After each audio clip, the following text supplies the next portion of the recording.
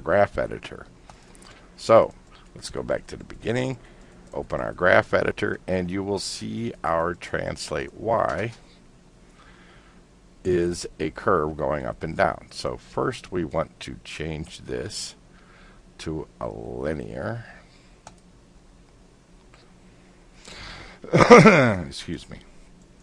We want to change that to linear. We also want to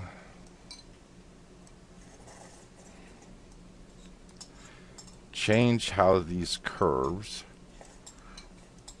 for example, there we want to break the tangent. Where is my break tangents button? Free tangent. Wait, no.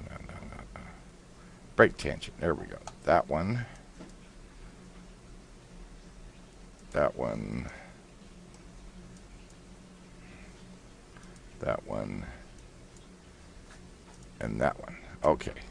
So now when we go, we want to grab this handle, middle mouse drag, and we want to change it to be, let's see, we're going to have to move this up some and frame all of it so we get a better idea of what it looks like.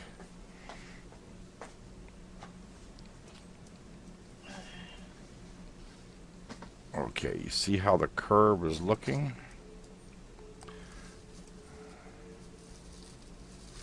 Up here where it gets towards the top of its arc.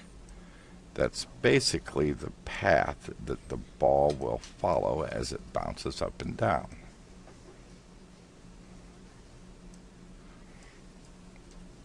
Over time, of course. So we change that one. Oops, too much. And that one, whoops, and too much. That doesn't look too bad. Okay, so now we go back to here. Now when we click play, boink, boink, boink, boink, boink. Right, see how that works? It's much more realistic now. Okay, now let's apply some shaders. I have some pre-made shaders that I've, my shaders you'll see.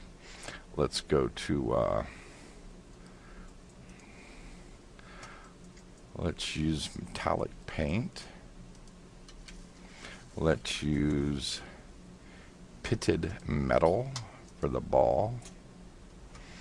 Let's put some obstacles out there for it to jump across. Let's use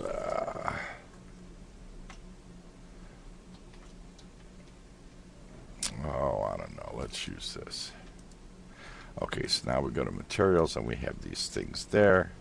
Okay, let's close that for a moment. We want to create a cube. We'll make it from there and there. Okay, now we want to change to our end view. And as we scrub the time slider, we see the ball is at the peak of its arc there.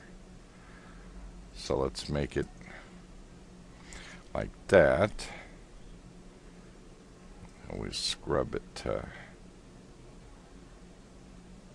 there. We'll duplicate that and move it to there. Duplicate again. Move that to there.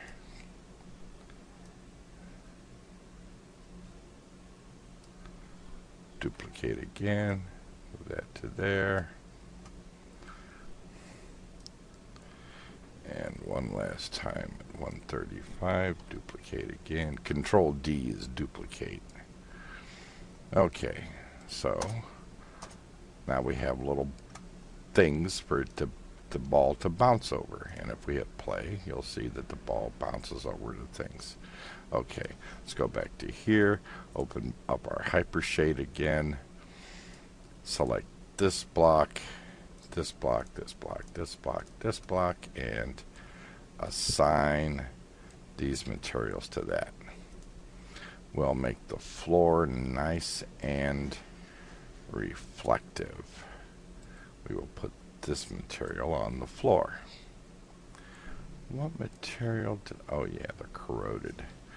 No, I better put the corroded on the floor, and then we'll make this material the nice shiny blue ball as it bounces. Okay, so now we want to render this. No, that's not too bad. Okay, now we need to add a light. Create a light. Let's make a point light. We will turn real lighting on so we can see what effect our light is having. As you can move the light back and forth, you can see it like this. Let's move it up some. Okay. Now, we hit play. Boink, boink. Okay. Alright, let's change the attributes for the light. Let's go to shadows. Let's see. Use ray trace shadows. Use 5 shadow rays. It gives it more. 0.2. This changes how fuzzy the shadows are around the edge, basically. So if we move to this frame, let's move to here and render. Oh, I have got to turn on production quality and ray tracing. Okay, now I hit. Okay, you see the nice ball and the shadow that it produces behind it. Okay. Alright, that's good. Okay. Now we go back to the beginning.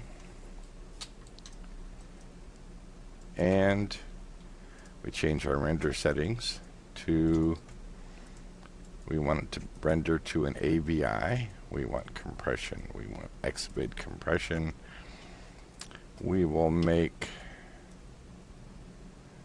the output be 800 by 600.